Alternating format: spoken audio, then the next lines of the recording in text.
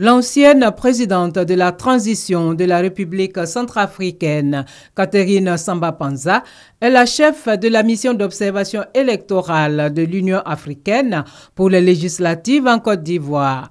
Elle est venue présenter au président de la République, Alassane Ouattara, les premières conclusions de sa mission. L'Union africaine, compte tenu de l'importance que revêt les élections législatives du 18 décembre 2016, a décidé d'envoyer une mission d'observation.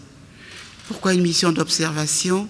Elle a estimé qu'il fallait être aux côtés du peuple frère de Côte d'Ivoire à cette période particulière de son processus démocratique pour l'accompagner à travers donc une mission d'observation pour apprécier le contour de l'organisation de ces élections et surtout le climat général dans lequel ces élections se dérouleraient. D'ores et déjà, ce que nous pouvons dire, nous, au niveau de l'observation par l'Union africaine, c'est qu'il y a eu un climat général de paix, de sérénité, et que les élections se sont vraiment déroulées de manière tout à fait convenable.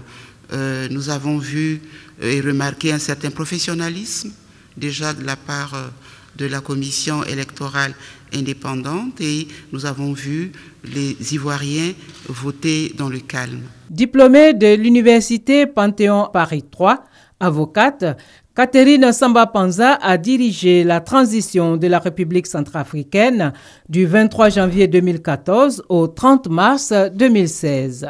Autre personnalité reçue par le chef de l'État, Mme Charlotte Aubin-Kalendjian, cofondateur et président directeur général de Greenwich Partners. Greenwich Partners est une société d'investissement spécialisée dans les énergies renouvelables qui entend investir en Côte d'Ivoire. Je suis ravie de cet entretien qui a confirmé l'engagement de la Côte d'Ivoire et de son président pour le développement des énergies renouvelables dans le mix énergétique de la Côte d'Ivoire. Et donc, Greenwich, qui est pionnier de l'énergie solaire avec une première réalisation déjà en opération au Sénégal, propose de réaliser pour la Côte d'Ivoire un programme de 200 MW répartis sur plusieurs régions du nord de la Côte d'Ivoire afin d'en faire bénéficier différentes parties du pays, mais aussi d'établir notre établissement pour la sous-région à partir d'Abidjan.